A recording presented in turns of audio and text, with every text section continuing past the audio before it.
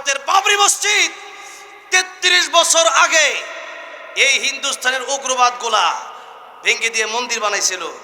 আলহামদুলিল্লাহ, ভারতে আবারও বাবরি মসজিদ হচ্ছে, জোরে বলে আলহামদুলিল্লাহ। ৩০০ কোটি টাকা, এত বড় একটা বাজেটের মসজিদ। একজনই ঘোষণা দিয়েছে যে আমি ৮০ কোটি টাকা দিব মসজিদ বানানোর জন্য। যেই মাত্র বলছে আপনারা অনুদান দেন মসজিদের জন্য, এমনি দেখা গেছে যে ব্যাংকের লিমিট ক্রস হয়ে গেছে, জোরে করে আলহামদুলিল্লাহ। মসজিদের জন্য মানুষ কেমন পাগল! ভারতের ইন্ডিয়ার দাদা বাবারা বুঝতে পারে নাই হয়তো যে মুসলমানদের কাছে এখনো হয়তো তরবারি নাই, বুলেট কেমন নাই, কিন্তু মুসলমানের যে ইমানি শক্তি আছে, বুলেট কেমন দিয়েও সেই ইমানি শক্তি কেড়ে নেওয়া যায় না।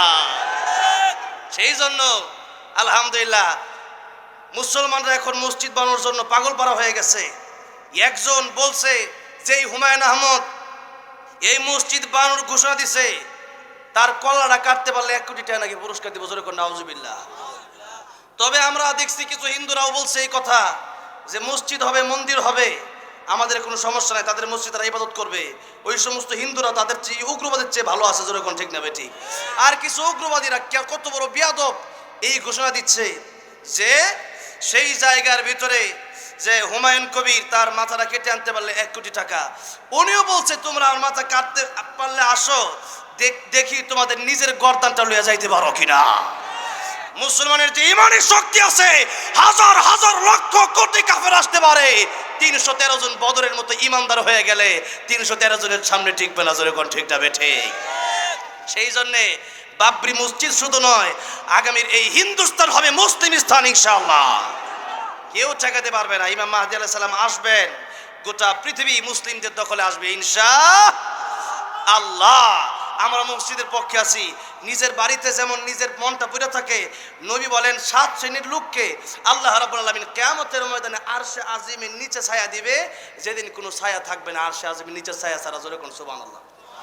আপনার এই মসজিদটা আলহামদুলিল্লাহ, এই মসজিদটা দেখে জান্নাতের বাগান, এই কিশোরগঞ্জ এত সুন্দরটা, এই এলাকায় এত সুন্দরটা মসজিদ, মানে এখানে সারাদিন বসে থাকতে মন চাইতেছে এই মসজিদটার ভিতরে।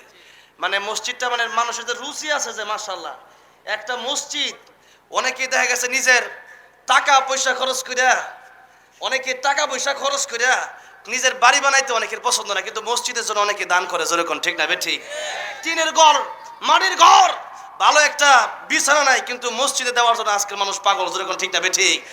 ঈমানদার জানে মান বানা লিল্লাহি মাসজিদান বানাল্লাহু লাহু বাইতান ফিল জান্নাহ। মসজিদ বানাইলে জান্নাতে ঘর বানাই দিবে কে? কে বানাই দিবে? এর মধ্যে ওই শ্রেণীর লোক, তারা হচ্ছে কারা? একটা শ্রেণী হচ্ছে যারা নাকি যাদের দিলটা মসজিদের সাথে জোড়া, যাদের দিলটা কিসের সাথে জোড়া?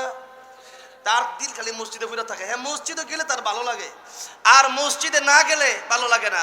আচ্ছা, যারা প্রকৃত নামাজি, নামাজের সময় হয়ে গেলে এরা ঘুমাইতে পারে? নামাজের সময় হয়ে গেলে পরে এরা ডাইনে বামে আড্ডা মারতে পারে? পারে না। কেন? কারণ সে ব্যক্তি জানে যে আমার নামাজ আমাকে জান্নাতে নিয়ে যাবে, এই মসজিদের সাথে সম্পর্ক আমাকে আরশে আজিমের নিচে ছায়া দেবে। আর যারা নামাজ পড়ে না, এরা যে জাহান্নামে যাবে, এটা কি কোনো সন্দেহ আছে নাকি?